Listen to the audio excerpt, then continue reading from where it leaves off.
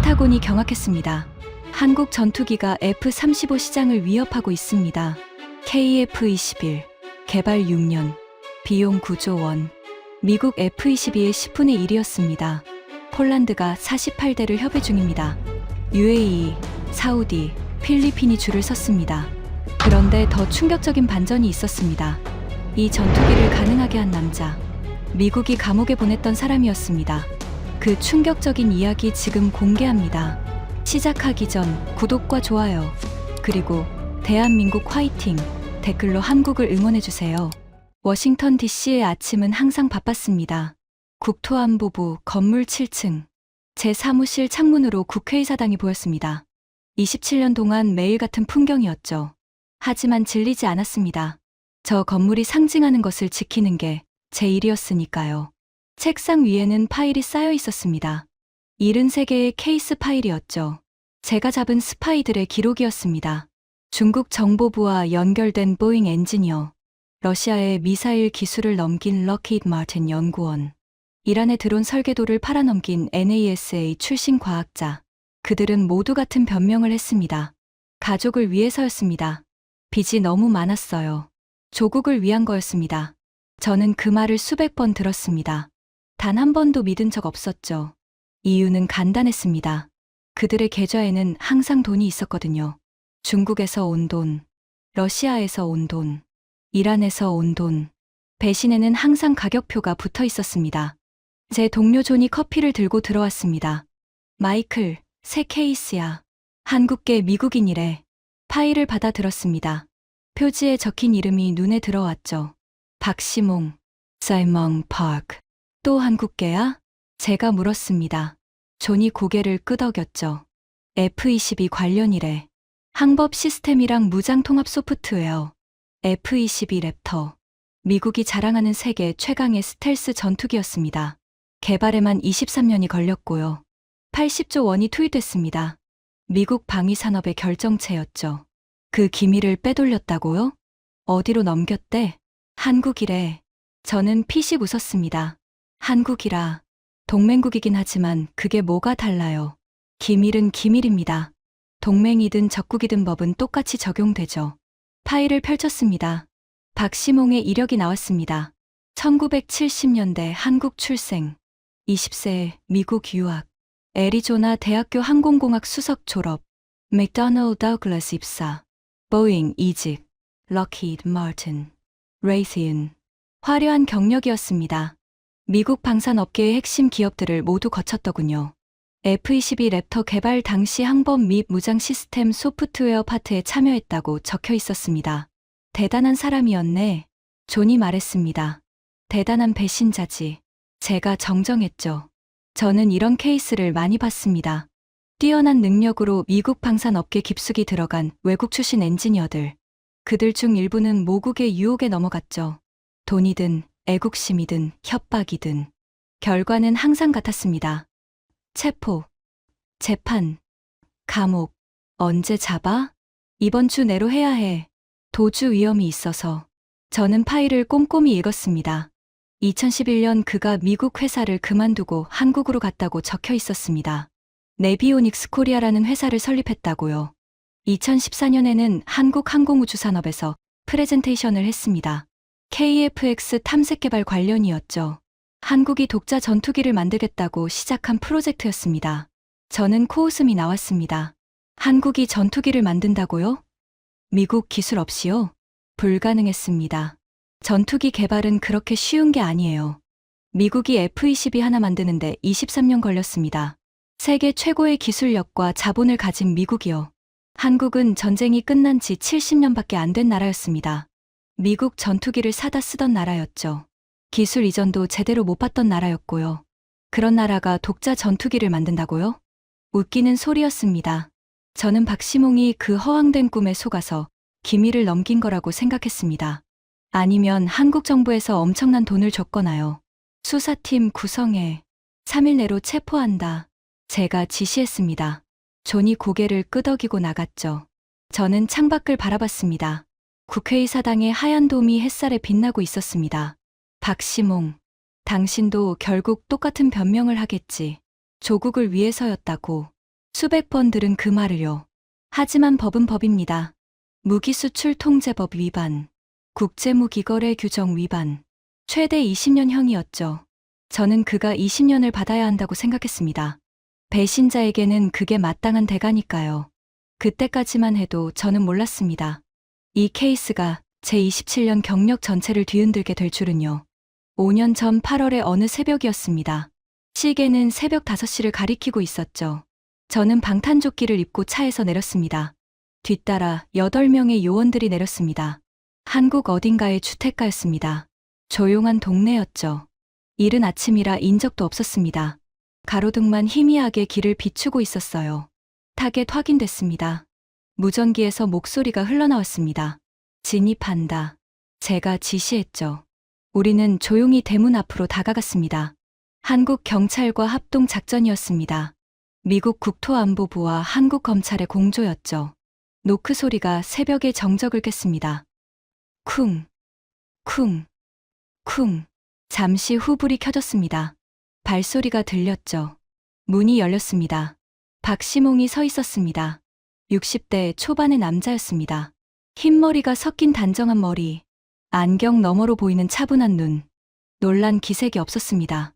마치 이 순간을 예상했다는 듯이요. 박시몽 씨입니까? 네, 맞습니다. 미국 국토안보부입니다. 무기수출통제법 위반 혐의로 체포합니다. 제가 영장을 내밀었습니다. 그가 영장을 훑어봤죠. 그의 손은 떨리지 않았습니다. 알겠습니다. 그게 전부였습니다. 저항도 없었고요. 변명도 없었습니다. 그냥 담담하게 고개를 끄덕였죠. 저는 수천 번의 체포 현장을 경험했습니다. 울부짖는 사람도 있었고요. 도망치려는 사람도 있었습니다. 가족에게 무릎 꿇고 용서를 비는 사람도 있었죠. 하지만 이렇게 담담한 사람은 처음이었습니다. 수갑을 채웠습니다. 차가운 금속이 찰칵 소리를 냈죠. 그 순간 그가 창밖을 바라봤습니다. 동이 트기 시작한 하늘이었습니다. 한국 하늘이 참 좋습니다. 그가 중얼거렸습니다. 뭐라고요? 아닙니다. 그는 순순히 차에 탔습니다. 저도 옆자리에 앉았죠. 차가 출발했습니다. 10분쯤 지났을까요? 그가 먼저 입을 열었습니다. 수사관님, 하나만 여쭤봐도 될까요? 뭔데요? 제가 유추했다는 그 기술로 한국이 뭘 만들고 있는지 아십니까? 전투기라면서요. KF 모시기, KF-21입니다. 한국이 처음으로 만드는 자국 전투기예요. 그래서요? 언젠가 그 전투기가 하늘을 날 겁니다. 그때 수사관님도 보시게 될 거예요. 저는 피식 웃었습니다. 한국이 전투기를 만든다고요? 미국 기술 없이? 네, 불가능합니다. 그가 고개를 저었습니다. 가능합니다. 제가 씨앗을 심었으니까요. 저는 더 이상 대화하고 싶지 않았습니다. 전형적인 자기 합리화라고 생각했거든요. 자신의 범죄를 위대한 사명처럼 포장하는 거죠. 수백 번 본 패턴이었습니다. 공항에 도착했습니다. 미국행 비행기가 기다리고 있었죠. 박시몽을 미국으로 송환하는 거였습니다. 비행기에 오르기 전 그가 마지막으로 한국 하늘을 올려다봤습니다. 아침 햇살이 그의 얼굴을 비췄습니다. 이 하늘을 우리 전투기가 날 겁니다. 그가 말했습니다. 미국 감옥에서 그 꿈이나 꾸세요. 제가 쏘아붙였죠. 그는 웃었습니다. 쓸쓸하지만 후회 없는 미소였습니다. 수사관님, 언젠가 다시 만나게 될 겁니다. 재판정에서나 만나죠. 그렇게 그는 비행기에 올랐습니다. 저는 그의 뒷모습을 바라봤습니다. 수갑찬 손, 굽은 어깨, 60대의 나이에 감옥으로 끌려가는 남자. 가엾다는 생각은 들지 않았습니다. 스파이는 스파이니까요. 동기가 모든 결과는 같습니다. 미국의 기밀이 유출됐고 그에 대한 대가를 치러야 했죠. 비행기가 활주로를 달렸습니다. 이륙했습니다. 점점 작아지다 구름 속으로 사라졌죠. 저는 그날 한 가지를 확신했습니다. 박시몽은 평범한 배신자다. 조국이란 변명 뒤에 숨은 또 하나의 범죄자일 뿐이다. 하지만 제가 틀렸습니다. 완전히요. 워싱턴 DC, 연방구치소, 지하 신문실은 언제나 차가웠습니다. 콘크리트 벽, 형광등 불빛, 녹슨 철제 테이블, 그리고 그 앞에 앉은 박시몽. 저는 그의 맞은편에 앉았습니다. 파일을 테이블 위에 탁 내려놓았죠. 이 안에 당신이 유출한 기술 목록이 있습니다. 그가 파일을 바라봤습니다. 표정 변화가 없었죠. F22 랩터의 항법 시스템 알고리즘, 무장 통합 소프트웨어 아키텍처, 센서 퓨전 기술, 미사일 발사 시퀀스. 제가 하나씩 읽어 나갔습니다. 이게 전부 한국으로 넘어갔습니다. 당신이 2014년 한국항공우주산업에서 한 프레젠테이션에 포함돼 있었죠. 그가 천천히 고개를 끄덕였습니다. 맞습니다. 인정하는 겁니까? 사실이니까요. 저는 당황했습니다. 보통 이 단계에서 부인하거든요. 변호사 부르라고 하거나 묵비권 행사하거나. 그런데 이 남자는 바로 인정했습니다. 왜 그랬습니까? 뭘 말씀하시는 건지. 왜 배신했냐고요. 미국이 당신에게 뭘 잘못했습니까? 그가 잠시 침묵했습니다. 형광등이 지직거리는 소리가 들렸죠. 그리고 그가 입을 열었습니다. 미국은 제게 잘해줬습니다. 그런데 한국은 제 조국입니다. 그 말 수백 번 들었습니다. 다른 건 없어요? 그가 저를 바라봤습니다. 그의 눈에서 이상한 빛이 스쳤죠. 분노도 아니고 슬픔도 아니고 뭐랄까 연민 같은 거였습니다. 수사관님, 당신은 조국을 위해 죽을 수 있습니까?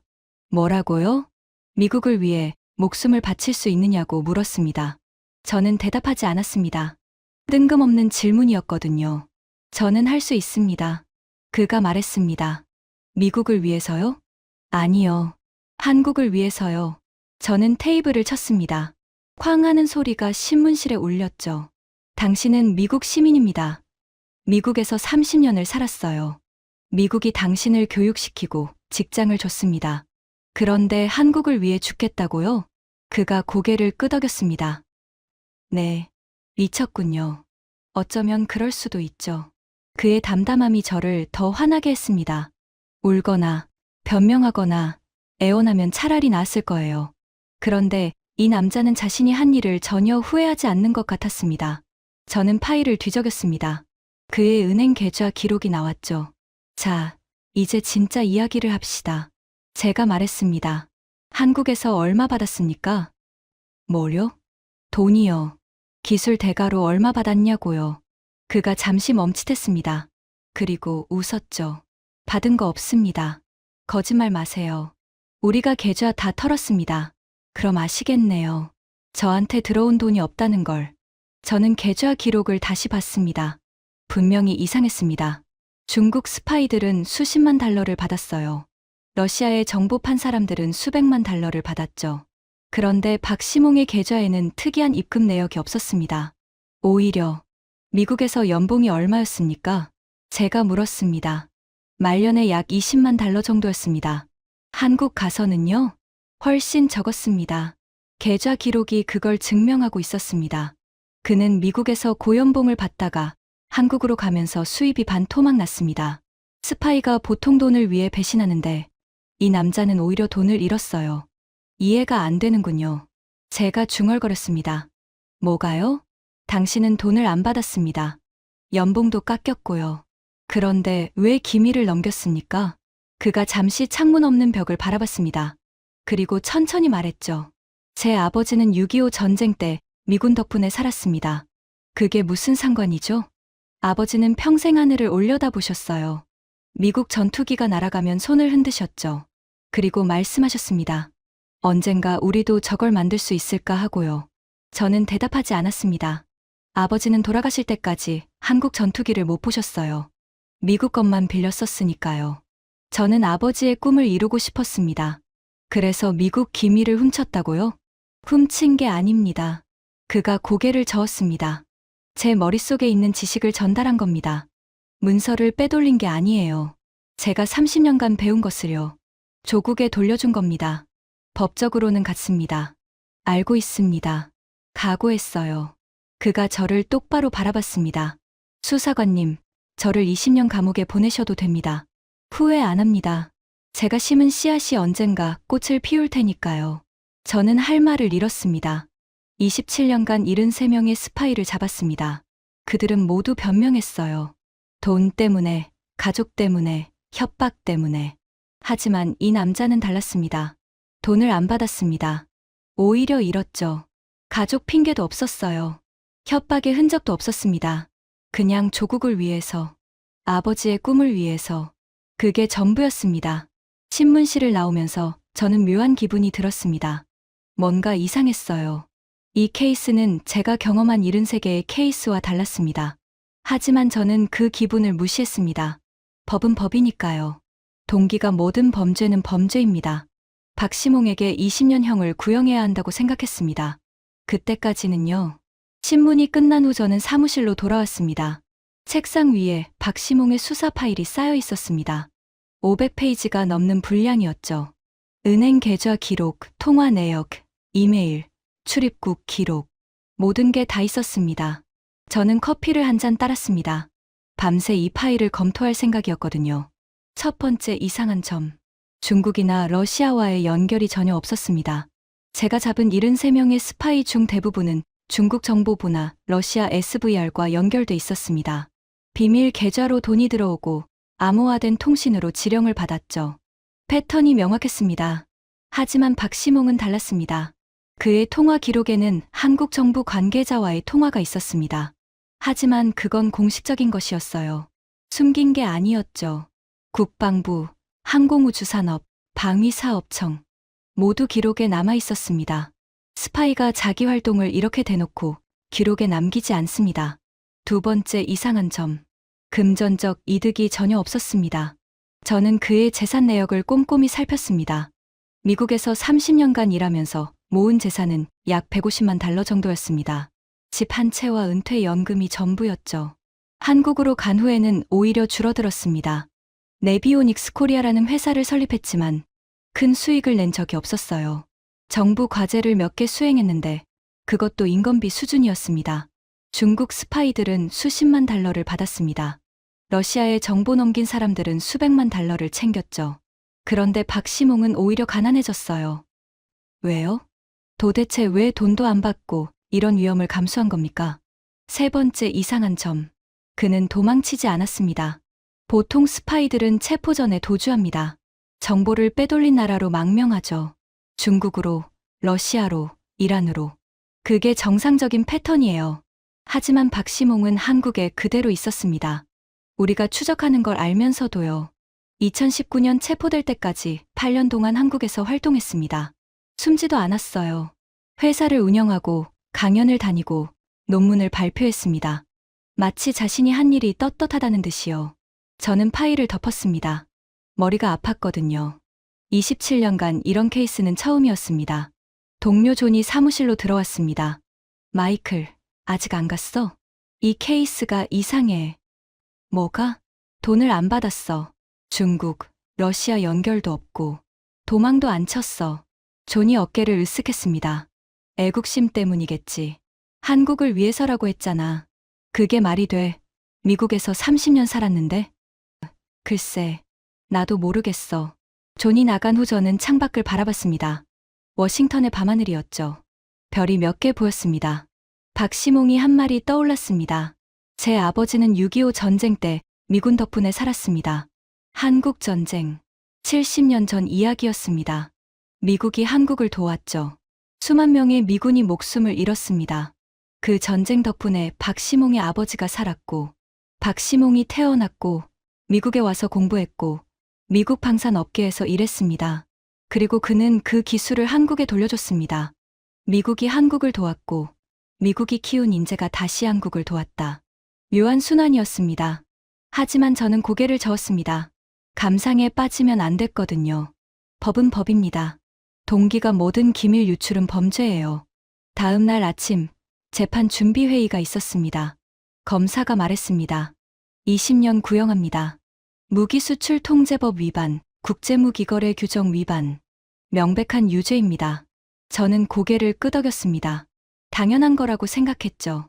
하지만 며칠 후, 저는 완전히 다른 장면을 목격하게 됩니다. 법정에서요. 워싱턴 DC, 연방법원. 저는 방청석 맨 앞줄에 앉았습니다. 제가 잡은 스파이의 재판이니까요. 결과를 직접 확인해야 했습니다. 법정은 조용했습니다. 판사가 높은 단상에 앉아 있었고, 검사와 변호사가 양쪽에 서 있었죠. 그리고 피고인석에 박시몽이 앉아 있었습니다. 주황색 죄수복을 입고 있었습니다. 수갑은 풀려 있었죠. 그는 담담한 표정으로 정면을 바라보고 있었습니다. 검사가 일어섰습니다. 판사님, 피고인 박시몽은 무기수출통제법 제38조를 위반했습니다. F-22 랩터의 핵심 기술을 한국에 유출했습니다. 이는 미국 국가안보에 심각한 위협입니다. 검사의 목소리가 법정에 울렸습니다. 피고인은 미국 시민으로서 미국의 은혜를 입었습니다. 미국에서 교육받고 미국 기업에서 일하며 고액 연봉을 받았습니다. 그런데 그는 미국을 배신했습니다. 방청석에서 웅성거리는 소리가 들렸습니다. 검찰은 20년형을 구형합니다. 20년. 제가 예상한 대로였습니다. 기밀 유출에 대한 최대 형량이었죠. 변호사가 일어났습니다. 판사님, 피고인 박시몽은 기밀 문서를 유출한 적이 없습니다. 그가 전달한 것은 자신의 머릿속에 있는 지식이었습니다. 30년간 축적한 경험과 노하우였죠. 변호사의 목소리는 차분했습니다. 또한 피고인은 금전적 이득을 취하지 않았습니다. 오히려 미국에서의 고액 연봉을 포기하고 한국으로 갔습니다. 그의 동기는 개인적 이익이 아니라 조국에 대한 사랑이었습니다. 검사가 반박했습니다. 동기가 모든 결과는 같습니다. 미국 기밀이 유출됐습니다. 한국은 동맹국입니다. 적국이 아닙니다. 동맹이든 적국이든 법은 같습니다. 양측의 논쟁이 오갔습니다. 저는 조용히 듣고 있었죠. 그때 판사가 손을 들었습니다. 피고인, 최후 진술하시겠습니까? 박시몽이 천천히 일어섰습니다. 그의 얼굴에는 두려움이 없었습니다. 오히려 평온해 보였죠. 네, 하겠습니다. 법정이 조용해졌습니다. 모두가 그를 바라봤습니다. 박시몽이 입을 열었습니다. 저는 미국을 배신하지 않았습니다. 그의 목소리는 떨리지 않았습니다. 저는 1970년대 한국에서 태어났습니다. 가난한 나라였습니다. 전투기 한 대 만들 수 없는 나라였죠. 하늘에는 미국 전투기만 날아다녔습니다. 그가 잠시 숨을 골랐습니다. 제 아버지는 공장 노동자였습니다. 평생 기계를 만지셨죠. 아버지는 항상 하늘을 올려다보셨습니다. 미국 전투기가 날아가면 한숨을 쉬셨어요. 우리는 저걸 못 만든다고 하셨습니다. 방청석이 조용했습니다. 아버지는 평생 모은 돈으로 저를 미국에 보내셨습니다. 성공해라고 하셨죠. 저는 성공했습니다. 미국 최고의 방산 기업에서 일했습니다. F-22 개발에 참여했습니다. 그가 법정을 둘러봤습니다. 하지만 마음 한구석이 항상 비어 있었습니다. 한국은 여전히 미국 전투기를 사다 쓰고 있었거든요. 기술은 하나도 못 받고요. 블랙박스만 받았습니다. 그의 목소리에 힘이 실렸습니다. 2010년 한국에서 연락이 왔습니다. 독자 전투기를 만들겠다고요. 저는 갈 수밖에 없었습니다. 아버지의 꿈이었으니까요. 우리 전투기를 만드는 것, 우리 하늘을 우리 힘으로 지키는 것. 박시몽이 판사를 바라봤습니다. 저는 미국에서 모든 것을 배웠습니다. 미국에 감사합니다. 하지만 저는 한국인입니다. 조국이 부르면 가야 합니다. 그것이 미국이 저에게 가르쳐준 가치입니다. 법정이 술렁였습니다. 애국심, 조국을 위해 헌신하는 것. 미국은 저에게 그것을 가르쳤습니다. 저는 그 가치를 제 조국에 돌려준 것뿐입니다. 그가 깊이 숨을 들이켰습니다. 판사님, 저를 벌하십시오. 후회하지 않습니다. 제가 한 일은 옳았습니다. 한국은 동맹국입니다. 적국이 아닙니다. 제 양심은 깨끗합니다. 박시몽이 마지막으로 말했습니다. 언젠가 한국 전투기가 하늘을 날 것입니다. 그때 여러분도 보시게 될 겁니다. 제가 심은 씨앗이 어떤 꽃을 피우는지. 그가 자리에 앉았습니다. 법정은 한동안 침묵에 빠졌습니다. 아무도 말하지 않았습니다. 저는 가슴이 이상하게 뛰는 걸 느꼈습니다. 27년간 수백 번의 최후 진술을 들었습니다.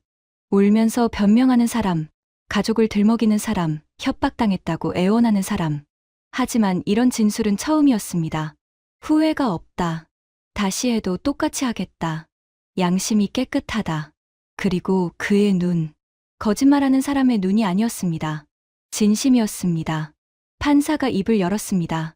선고는 2주 후에 내리겠습니다. 패정합니다. 법정을 나오면서 저는 이상한 기분이 들었습니다. 73명의 스파이를 잡았습니다. 그들 중 누구도 저를 흔들지 못했습니다. 하지만 이 남자는 달랐습니다. 그가 진짜로 조국을 위해 모든 것을 버린 걸까요? 돈도, 명예도, 자유도? 저는 고개를 저었습니다. 감상에 빠지면 안 됐습니다. 법은 법이니까요. 하지만 2주 후 저는 더 큰 충격을 받게 됩니다. 미국 정부가 탄원서를 제출했다는 소식을 들었을 때요. 선고 이틀 전이었습니다. 사무실에서 서류를 정리하고 있었습니다. 전화가 울렸죠. 검찰청에서 온 전화였습니다. 리처드슨 수사관님, 박시몽 케이스 관련해서 알려드릴 게 있습니다. 뭔데요? 정부에서 탄원서를 제출했습니다. 저는 커피잔을 내려놓았습니다. 뭐라고요? 미국 정부가 법원에 탄원서를 냈습니다. 36개월 이상의 형량을 원하지 않는다고요. 그게 무슨 소리예요? 우리가 20년 구형했잖아요. 저도 처음 듣는 이야기입니다. 국무부에서 직접 나온 지시래요. 전화를 끊고 저는 한동안 멍하니 앉아 있었습니다.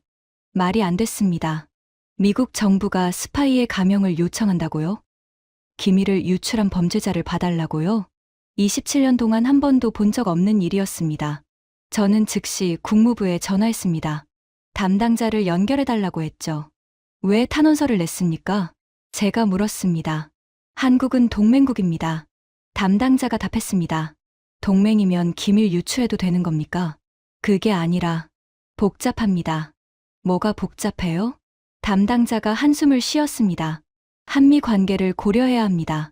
한국은 미국의 핵심 동맹이에요. 인도태평양 전략의 중심이죠. 이 케이스가 정치적으로 비화되면 양국 관계에 악영향을 줄 수 있습니다. 그래서 스파이를 봐주자고요? 스파이가 아닙니다. 엄밀히 말하면 기술 유출이죠. 그것도 동맹국에. 저는 할 말을 잃었습니다. 게다가 담당자가 말을 이었습니다. 박시몽이 유출한 기술로 한국이 뭘 만들고 있는지 아십니까? 전투기라면서요. KF-21인가 뭔가. 맞습니다. 한국이 독자 전투기를 개발하고 있어요. 성공하면 미국 입장에서도 나쁘지 않습니다. 뭐라고요?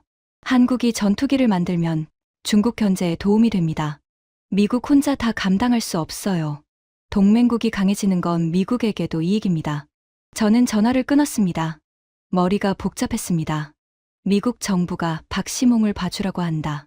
한국이 강해지면 미국에게도 이익이라고. 동맹국이니까. 그럼 박시몽은 뭐가 되는 겁니까? 배신자입니까? 아니면 애국자입니까? 아니, 어느 나라의 애국자입니까? 선고일이 됐습니다. 저는 다시 법정에 갔습니다. 이번에는 다른 마음이었죠. 뭔가 찜찜했습니다. 판사가 입을 열었습니다. 피고인 박시몽, 자리에서 일어나십시오. 박시몽이 일어섰습니다. 본법원은 피고인 박시몽에게 징역 21개월을 선고합니다. 법정이 술렁였습니다. 21개월이요. 최대 20년 중에 고작 21개월. 검사도 놀란 표정이었습니다. 변호사는 안도의 한숨을 쉬었죠. 판사가 말을 이었습니다. 본법원은 피고인의 동기와 정황을 참작했습니다. 피고인은 금전적 이득을 취하지 않았고 적대국이 아닌 동맹국에 기술을 전달했습니다. 또한 미국 정부가 과도한 처벌을 원하지 않는다는 의견을 제출했습니다. 판사가 박시몽을 바라봤습니다. 피고인, 당신이 한 일은 법적으로 범죄입니다. 하지만 본법원은 당신의 진심을 의심하지 않습니다.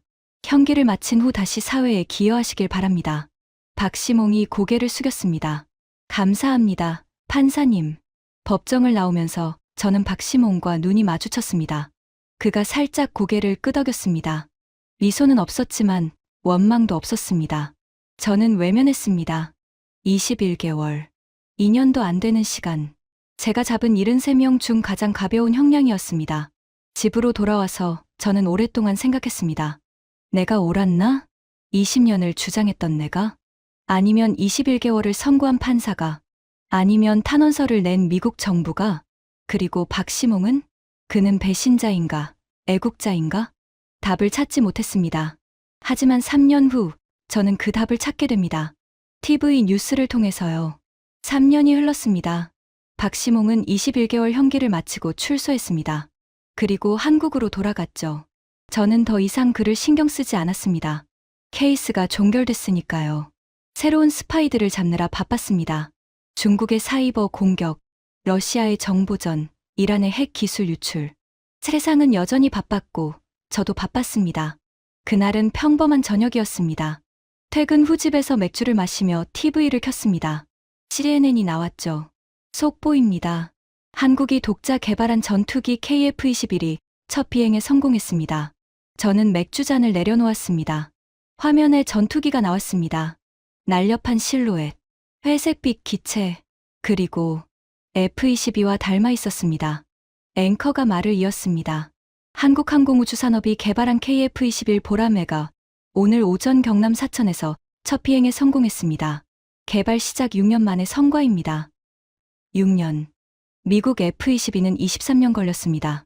80조 원이 들었죠. 그런데 한국은 6년 만에 해냈다고요?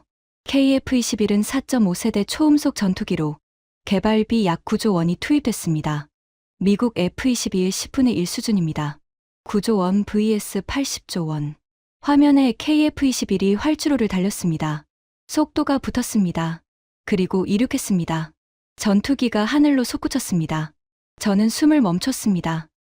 저게 진짜 날았다고? 한국이 만든 전투기가? 앵커가 계속 말했습니다. KF-21은 미국, 러시아, 중국, 유럽에 이어 세계에서 8번째로 초음속 전투기를 독자 개발한 사례입니다. 한국 항공산업의 새로운 이정표가 될 것으로 평가됩니다. 저는 리모컨을 꽉 쥐었습니다. 박시몽의 말이 떠올랐습니다. 언젠가 한국 전투기가 하늘을 날 겁니다. 그때 여러분도 보시게 될 거예요. 그가 옳았습니다. 진짜로 날았습니다. 저는 자리에서 일어나 창밖을 바라봤습니다. 워싱턴의 밤하늘이었습니다. 27년간 73명의 스파이를 잡았습니다. 그들 중 누구도 자신이 뿌린 씨앗이 꽃피는 걸 보지 못했습니다. 감옥에 있거나 망명 중이거나 죽었으니까요. 하지만 박시몽은 봤습니다. 21개월 만에 출소해서 한국으로 돌아가서 자신이 심은 씨앗이 하늘을 나는 걸 봤습니다. 젠장. 저도 모르게 욕이 나왔습니다. 그날 밤 저는 잠을 이루지 못했습니다. 다음 날 출근해서 동료 존에게 물었습니다. 어제 뉴스 봤어? 한국 전투기. 응, 봤어. 대단하더라. 박시몽 기억나? 존이 잠시 생각했습니다. 아, 그 한국계. 내가 잡은 사람. 응, 그 사람이 한 일이 저거였어. 존이 화면을 바라봤습니다. 제 컴퓨터에 KF-21 사진이 떠 있었죠. 뭐, 결국 성공한 거네. 그러니까. 저는 KF-21의 사진을 한참 바라봤습니다. F-22와 닮은 실루엣. 하지만 분명히 다른 전투기. 한국이 만든 전투기. 내가 감옥에 보낸 남자가 심은 씨앗. 존, 나 뭔가 잘못한 것 같아. 뭘? 그 사람. 스파이가 아니었던 것 같아. 존이 어깨를 으쓱했습니다. 법적으로는 스파이잖아. 법적으로는 그래. 하지만 저는 말을 잇지 못했습니다. 법과 정의. 그게 항상 같은 건 아니었습니다. 1년이 더 흘렀습니다. KF-21은 계속해서 뉴스에 나왔습니다. 시험 비행 성공. 초음속 돌파. 무장 시험. 한국은 정말로 전투기를 완성해가고 있었습니다. 하지만 진짜 충격은 그 다음이었습니다. 어느 날 펜타곤에서 브리핑이 있었습니다. 저도 참석했죠. 국제방산시장 동향 브리핑이었습니다. 담당 장교가 슬라이드를 넘겼습니다. KF-21 해외 관심 현황입니다. 화면에 지도가 나왔습니다. 한국을 중심으로 여러 나라의 표시가 되어 있었죠. 폴란드가 48대 도입을 공식 협의 중입니다. 회의실이 술렁였습니다. 폴란드요? 나토 국가가? 누군가 물었습니다. 네. 폴란드 공군 사령관이 직접 한국을 방문해서 KF-21을 시승했습니다. 화면에 사진이 나왔습니다. 폴란드 공군 사령관이 KF-21 조종석에 앉아 있는 사진이었죠. 이게 언제 일입니까? 지난달입니다. 저는 믿을 수 없었습니다. 나토 국가가 한국 전투기를 사겠다고요? 장교가 말을 이었습니다. 그뿐이 아닙니다. UAE 공군 사령관도 한국을 방문했습니다. KF-21 생산 시설을 시찰했죠. 화면이 바뀌었습니다. UAE 사령관 일행이 한국 공장을 둘러보는 사진이었습니다. 사우디아라비아도 공식 제안서를 요청했습니다. 필리핀, 말레이시아, 태국도 관심을 보이고 있습니다. 회의실이 웅성거렸습니다. 왜 갑자기 한국 전투기에 관심이 쏠리는 겁니까? 한 장군이 물었습니다. 가격입니다. 장교가 답했습니다. KF-21은 F-35의 절반 가격입니다. 하지만 성능은 F-35의 80% 수준으로 평가됩니다. 가성비가 압도적이죠. 절반 가격에 80% 성능이라고요? 네. 특히 중소 국가들에게 매력적입니다. F-35를 살 예산이 없는 나라들이 많으니까요. 저는 메모를 했습니다. 손이 떨렸습니다. F-35 절반 가격, 80% 성능. 세계가 관심. 내가 감옥에 보낸 남자가 이걸 만들게 했다. 브리핑이 끝난 후 저는 사무실로 돌아왔습니다. 컴퓨터를 켜고 KF-21을 검색했죠. 기사가 쏟아졌습니다. 한국 KF-21, 세계 방산 시장의 게임 체인저. F-35 독주 시대 끝나나? KF-21의 도전. 폴란드, 한국 전투기 선택하나. 나토 내 파장 예상. K방산 200억 달러 돌파. KF-21이 견인. 200억 달러.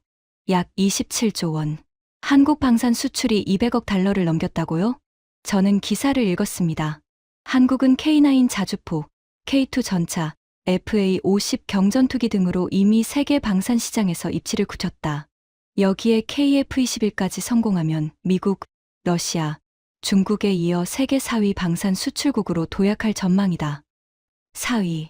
전쟁이 끝난 지 70년밖에 안 된 나라가, 미국 전투기를 빌려 쓰던 나라가 세계 4위 방산 수출국이 된다고요? 저는 화면을 끄고 창밖을 바라봤습니다. 박시몽이 한 말이 또 떠올랐습니다. 제가 심은 씨앗이 언젠가 꽃을 피울 겁니다. 꽃이 피었습니다. 아니, 숲이 되어가고 있었습니다. 저는 고개를 숙였습니다. 27년간 스파이를 잡았습니다. 국가 안보를 지킨다고 생각했죠.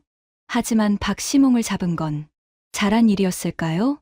그가 없었다면 KF-21이 나올 수 있었을까요? 한국이 지금처럼 성장할 수 있었을까요?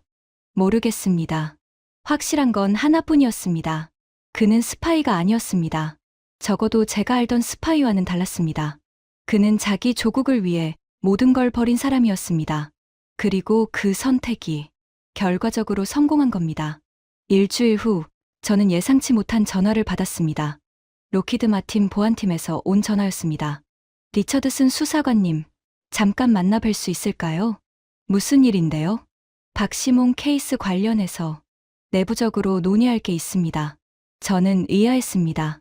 케이스가 종결된 지 4년이 넘었는데 왜 갑자기? 다음 날 로키드 마틴 본사에서 만났습니다. 회의실에는 5명이 앉아 있었습니다. 보안팀장, 법무팀장, 그리고 낯선 얼굴 3명. 나중에 알았는데 전략기획팀 사람들이었습니다. 수사관님, 단도직입적으로 말씀드리겠습니다. 보안팀장이 입을 열었습니다. KF-21 때문에 우리 회사가 곤란해졌습니다. KF-21이요? 네, 한국 전투기요. 박시몽이 관여했던 그 프로젝트.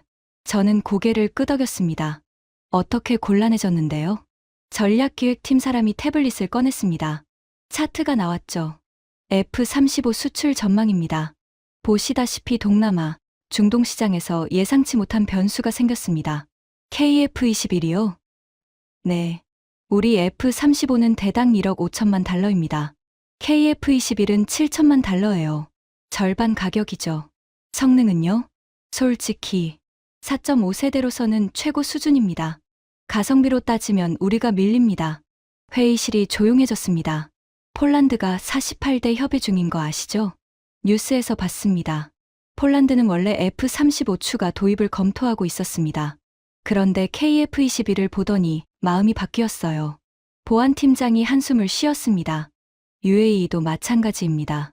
F-35 도입이 지연되면서 KF-21을 대안으로 보기 시작했죠. 저는 믿을 수 없었습니다. 한국 전투기가 미국 전투기 시장을 뺏는다고요? 뺏는다기보다 경쟁자가 됐습니다. 5년 전만 해도 상상 못했던 일이에요. 전략기획팀 사람이 말했습니다. 솔직히 말씀드릴게요. 박시몽, 그 사람 때문입니다. 뭐라고요? 그가 한국에 전달한 기술. 그게 KF-21의 핵심이 됐어요. 항법 시스템, 무장 통합, 센서 퓨전. 우리가 F-22에서 개발한 것들이죠. 저는 가슴이 답답해졌습니다. 물론 법적으로는 수사관님이 옳았습니다. 그는 기밀을 유출했으니까요. 보안팀장이 말했습니다. 하지만 결과적으로 우리가 키운 인재가 경쟁자를 만들어낸 겁니다. 회의실이 다시 조용해졌습니다. 법무팀장이 입을 열었습니다. 수사관님, 한 가지 여쭤봐도 될까요? 뭔데요? 박시몽을 신문하셨잖아요. 그 사람, 어떤 사람이었습니까? 저는 잠시 생각했습니다. 담담했습니다. 담담하다고요? 네. 후회가 없어 보였어요. 자기가 한 일이 옳다고 확신하는 것 같았습니다. 돈 때문이 아니었고요? 아니요. 돈은 오히려 잃었습니다. 법무팀장이 고개를 끄덕였습니다. 애국자였군요. 뭐라고요? 한국의 애국자요. 미국 입장에서는 배신자지만 한국 입장에서는 영웅이겠죠. 저는 대답하지 못했습니다. 맞았습니다. 그게 정확한 표현이었습니다. 한국의 애국자, 미국의 배신자. 같은 사람을 두고 이렇게 다른 평가가 나올 수 있다니. 회의를 마치고 나오면서 저는 생각했습니다. 우리가 키운 인재가 경쟁자를 만들었다. 미국이 교육시킨 사람이 미국의 경쟁자가 됐다. 아이러니였습니다. 하지만 더 큰 아이러니는 따로 있었습니다. 박시몽은 미국에서 애국심을 배웠습니다. 조국을 위해 헌신하라고. 그 가치를 자기 조국에 실천한 것뿐이었어요. 미국이 가르친 가치가 미국을 역습한 겁니다. 집으로 돌아오는 길에 저는 결심했습니다. 박시몽을 다시 만나야겠다. 직접 만나서 물어봐야겠다. 왜 그랬는지, 후회는 없는지, 그리고 내가 잘못한 건 아닌지. 결심을 실행에 옮기는데 3개월이 걸렸습니다. 휴가를 냈습니다. 27년 만에 처음으로 개인 휴가였죠. 아내에게는 혼자 여행 다녀오겠다고 했습니다. 반은 맞고 반은 거짓말이었어요. 인천공항에 도착한 건 이른 아침이었습니다. 비행기에서 내리자마자 낯선 공기가 느껴졌습니다. 습하고 따뜻했죠. 11월인데도 워싱턴보다 온화했습니다. 공항은 깨끗하고 현대적이었습니다. 사람들이 바쁘게 오갔죠. 한국어 안내 방송이 울렸습니다. 하나도 알아듣지 못했어요. 저는 짐을 찾아 밖으로 나왔습니다. 박시몽의 연락처는 어렵지 않게 찾았습니다. 그는 출소 후 한국에서 강연과 자문 활동을 하고 있었거든요. 항공우주 분야에서 꽤 유명한 사람이 됐더군요. 전화를 걸었습니다. 손이 떨렸습니다. 신호음이 3번 울린 후 누군가 받았습니다. 여보세요? 그 목소리. 5년 전 신문실에서 들었던 그 차분한 목소리였습니다. 박시몽 씨입니까? 네. 누구시죠? 마이클 리처드슨입니다. 기억하십니까? 잠시 침묵이 흘렀습니다. 미국 수사관님? 네. 다시 침묵. 왜 전화하셨습니까? 그의 목소리에 경계심이 섞여 있었습니다. 당연했죠. 자신을 감옥에 보낸 사람이 갑자기 연락했으니까요. 만나고 싶습니다. 왜요? 할 말이 있습니다. 무슨 말씀이신지. 직접 만나서 하고 싶습니다. 지금 한국에 있습니다. 전화기 너머로 그가 숨을 들이키는 소리가 들렸습니다. 어디 계십니까? 인천공항입니다. 알겠습니다. 사천으로 오세요. 한국항공우주산업 공장 근처에 있습니다. 사천이요? KF-21 만드는 곳입니다. 저는 가슴이 뛰었습니다. KF-21. 그가 심은 씨앗이 자라는 곳. 가겠습니다. 기차를 타고 사천으로 향했습니다. 4시간이 넘게 걸렸죠. 창밖으로 한국의 풍경이 스쳐 지나갔습니다. 산이 많았습니다. 도시들이 깨끗했고요. 도로가 잘 정비돼 있었습니다. 70년 전 전쟁으로 폐허가 됐던 나라가 맞나 싶었어요. 사천역에 도착했을 때 해가 지고 있었습니다. 작은 도시였습니다. 하지만 멀리서 거대한 공장 건물들이 보였죠. 한국항공우주산업, KAI. 박시몽이 약속 장소로 정한 카페에 도착했습니다. 공장 정문이 보이는 곳이었어요. 그가 먼저 와 있었습니다. 5년 만에 보는 얼굴이었습니다. 머리가 더 하얘졌고 주름이 깊어졌습니다. 하지만 눈빛은 그대로였어요. 차분하고 흔들리지 않는 그 눈빛. 오셨군요. 그가 일어나며 말했습니다. 네. 저는 맞은편에 앉았습니다. 어색한 침묵이 흘렀죠. 커피 드릴까요? 네, 감사합니다. 그가 커피를 주문했습니다. 저는 창밖을 바라봤습니다. 공장 건물 위로 붉은 노을이 지고 있었어요. 저 안에서 KF-21을 만듭니다. 그가 말했습니다. 직접 보신 적 있습니까? 몇 번요. 시험 비행도 봤습니다. 어땠습니까? 그가 잠시 생각했습니다. 울었습니다. 뭐라고요? 전투기가 하늘로 올라가는 걸 보는데 눈물이 나더군요. 아버지가 생각났습니다. 저는 아무 말도 하지 못했습니다. 커피가 나왔습니다. 따뜻한 김이 올라왔죠. 저는 커피잔을 감싸 쥐었습니다. 왜 오셨습니까, 수사관님? 그가 물었습니다. 저는 심호흡을 했습니다. 이 순간을 위해 태평양을 건넜습니다. 사과하러 왔습니다. 그의 눈이 커졌습니다. 뭐라고요? 사과하러 왔다고요. 5년 전 일에 대해서. 그가 잠시 저를 바라봤습니다. 그리고 천천히 고개를 저었죠. 사과받을 일 없습니다. 수사관님은 법대로 하신 겁니다. 법대로 했죠. 하지만 저는 창밖을 바라봤습니다. 공장 건물에 불이 켜지고 있었어요. 법과 정의가 같은 건지 모르겠습니다. 그가 조용히 커피를 마셨습니다. KF21 뉴스를 봤습니다. 폴란드, UAE, 사우디아라비아가 줄을 섰다면서요. 네, 그렇습니다. 당신이 한 일 때문이죠. 저 혼자 한 게 아닙니다. 수천 명의 엔지니어들이 함께 했어요. 하지만 씨앗은 당신이 심었잖아요. 그가 잠시 침묵했습니다. 수사관님. 네. 진짜 왜 오셨습니까? 사과하려고 태평양을 건너지는 않잖아요. 저는 커피잔을 내려놓았습니다. 알고 싶어서요. 뭐요? 왜 그랬는지. 진짜 이유가 뭔지. 27년간 73명의 스파이를 잡았는데 당신만 이해가 안 됩니다. 그가 저를 바라봤습니다. 오랫동안요. 그리고 입을 열었습니다. 수사관님, 제 아버지 이야기를 해도 될까요? 하세요. 박시몽이 창밖을 바라봤습니다. 어둠이 내리고 있었죠. 아버지는 6.25 전쟁 때 15살이었습니다. 인민군이 쳐들어왔을 때 산으로 도망쳤죠. 며칠을 굶었습니다. 그가 잠시 숨을 골랐습니다. 그때 미군 비행기가 왔습니다. 폭격을 하더군요. 인민군 진지를요. 아버지는 그 비행기를 보면서 살았다고 느꼈대요. 그래서요? 아버지는 평생 하늘을 올려다봤습니다. 미국 전투기가 지나가면 손을 흔들었어요. 저한테 항상 말씀하셨죠. 저 비행기가 우리를 살렸다고. 그가 커피를 한 모금 마셨습니다. 저는 어릴 때부터 비행기를 좋아했습니다. 아버지 영향이었죠. 대학에서 항공공학을 전공했고 미국 유학을 갔습니다.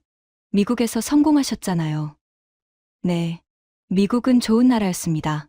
기회를 줬어요. 열심히 하면 인정받는 나라였죠. F-22 개발에 참여했을 때 정말 행복했습니다. 그가 잠시 멈췄습니다. 하지만 마음 한구석이 항상 비어 있었어요. 왜요? 한국은 여전히 미국 전투기를 사다 쓰고 있었거든요. 기술은 하나도 못 받고요. 블랙박스만 받았습니다. 속을 못 봐요. 고장나면 미국에 보내서 고쳐야 했죠. 그가 저를 바라봤습니다. 수사관님, 당신 나라가 그런 상황이라면 어떻겠습니까? 하늘을 지키는 비행기를 스스로 만들지 못한다면요. 저는 대답하지 못했습니다. 2010년에 한국에서 연락이 왔습니다. 독자 전투기를 만들겠다고요. KFX 프로젝트였죠. 저한테 도와달라고 했습니다. 그래서 간 거군요. 네. 미국에서의 모든 걸 버리고 갔습니다. 연봉, 직위, 안정된 생활. 다 포기했어요. 후회 안 했습니까? 그가 고개를 저었습니다. 한 번도요. 감옥에 갔으면서요? 21개월이었잖아요. 짧았습니다. 하지만 20년 받을 수도 있었어요. 그가 웃었습니다. 담담한 미소였죠. 알고 있었습니다. 각오했어요. 20년을 받아도 후회 안 했을 겁니다. 왜요? 도대체 왜요? 저는 목소리가 높아졌습니다. 이해할 수 없었거든요. 아버지 때문입니다. 그가 말했습니다. 아버지는 2008년에 돌아가셨어요. 마지막까지 하늘을 올려다보셨죠. 우리 비행기는 언제 보나 하시면서요. 그의 목소리가 살짝 떨렸습니다. 아버지는 평생 한국 전투기를 못 보셨습니다. 죽는 날까지 미국 비행기만 봤어요. 저는 아버지의 꿈을 이루고 싶었습니다. 그가 창밖을 가리켰습니다. 어둠 속에서 공장 불빛이 반짝이고 있었죠. 저 안에서 KF-21이 만들어지고 있습니다. 아버지가 살아계셨다면 얼마나 좋아하셨을까요? 저는 가슴이 먹먹해졌습니다. 수사관님.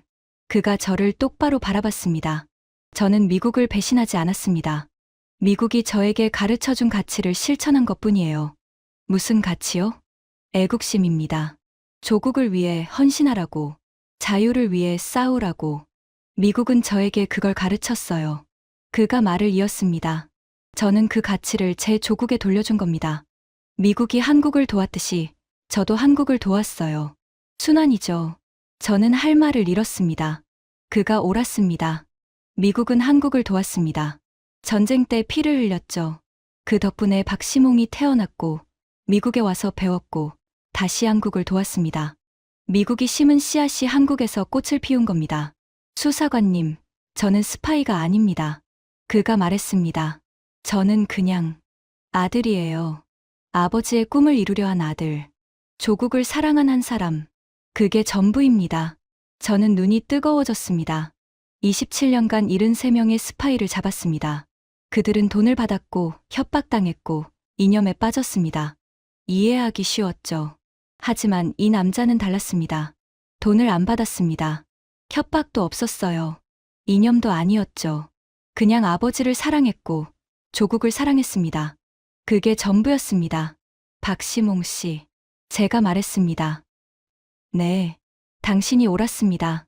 그가 눈을 깜빡였습니다. 뭐라고요? 당신이 옳았어요. 제가 틀렸습니다. 저는 고개를 숙였습니다. 미안합니다. 한동안 침묵이 흘렀습니다. 그리고 그가 손을 내밀었습니다. 수사관님, 악수하시죠. 저는 그의 손을 잡았습니다. 따뜻했습니다. 용서해 주시는 겁니까? 용서할 것도 없습니다. 수사관님도 자기 나라를 위해 일한 거잖아요. 우리는 같은 사람입니다. 저는 그 말에 울컥했습니다. 같은 사람. 그랬습니다. 우리는 둘 다 조국을 위해 일한 사람들이었습니다. 다만 조국이 달랐을 뿐이죠. 다음에 KF-21 비행 있으면 연락드릴까요? 그가 물었습니다. 보고 싶습니까? 저는 고개를 끄덕였습니다. 네, 보고 싶습니다. 당신이 심은 씨앗을요. 그가 미소 지었습니다. 처음 보는 따뜻한 미소였습니다. 우리는 그렇게 화해했습니다. 수사관과 스파이가 아니라 두 명의 애국자로서.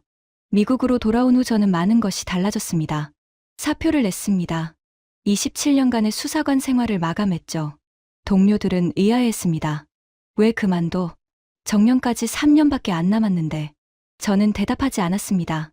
설명해도 이해하지 못할 것 같았거든요. 집에서 TV를 보다가 KF-21 뉴스가 나오면 가슴이 뛰었습니다. 한국이 KF-21 양산을 시작했다는 뉴스, 인도네시아와 공동생산 협상 뉴스, 폴란드 수출 협의가 진전됐다는 뉴스. 그때마다 박시몽이 떠올랐습니다. 제가 심은 씨앗이 언젠가 꽃을 피울 겁니다. 꽃이 피었습니다. 숲이 됐습니다. 저는 창밖을 바라봤습니다. 워싱턴의 하늘이었죠. 가끔 전투기가 지나갔습니다. F-35, F-22점, 미국의 전투기들. 하지만 이제 저는 알았습니다. 저 하늘 어딘가에서 한국 전투기도 날고 있다는 것을. KF-21 보람에 박시몽이 심은 씨앗. 어느 날 밤, 저는 노트를 꺼내 글을 썼습니다. 27년간 스파이를 잡았습니다. 73명을 감옥에 보냈습니다. 그들은 돈을 받았고 협박당했고 이념에 빠졌습니다. 저는 그들을 배신자라고 불렀습니다. 하지만 박시몽은 달랐습니다. 그는 돈을 안 받았습니다. 오히려 잃었죠. 협박도 없었습니다. 이념도 아니었습니다. 그는 그냥 아버지를 사랑했고 조국을 사랑했습니다. 미국이 그에게 가르쳐준 가치를 자기 조국에 돌려줬을 뿐입니다. 저는 그를 배신자라고 불렀습니다. 하지만 틀렸습니다. 그는 애국자였습니다. 미국이 만든 애국자. 한국을 사랑한 애국자. 스파이와 애국자의 차이가 뭘까요? 누구를 위해 싸우느냐의 차이일 뿐입니다. 박시몽은 자기 조국을 위해 싸웠습니다. 저도 제 조국을 위해 싸웠고요. 우리는 같은 사람이었습니다. 다만 조국이 달랐을 뿐. KF-21이 하늘을 납니다. 그 전투기는 범죄의 산물이 아닙니다. 한 남자의 사랑으로 만들어진 겁니다. 아버지에 대한 사랑, 조국에 대한 사랑. 그 사랑이 하늘을 나는 겁니다. 펜을 내려놓았습니다. 창밖에 별이 떠 있었습니다. 워싱턴의 밤하늘, 서울의 밤하늘과 같은 별들이었죠. 박시몽이 마지막으로 한 말이 떠올랐습니다. 수사관님, 다음에 KF-21 비행 보러 오세요. 저는 고개를 끄덕였습니다. 혼자였지만요. 가겠습니다. 당신이 심은 씨앗이 어떤 숲이 됐는지 보러 가겠습니다. 그리고 이번에는 수갑이 아니라 악수를 하러 가겠습니다.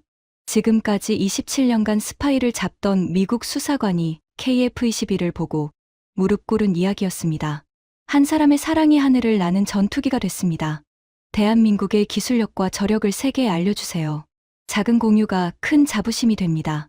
구독과 좋아요도 부탁드립니다. 지금까지 터칭 스토리였습니다. 감사합니다.